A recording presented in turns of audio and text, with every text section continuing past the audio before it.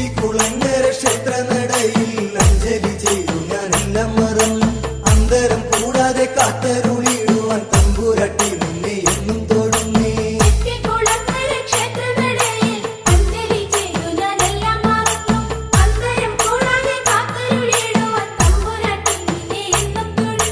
ശ്രീലക്ഷ്മിയല്ലോ, ശ്രീദുർഗയല്ലോ, ശ്രീഭദ്രകാളി നീ അല്ലയോ.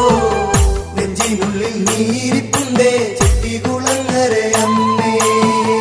വിശ്വമെല്ലാം പാലിച്ചു പോരുന്ന വിശ്വരൂപേ.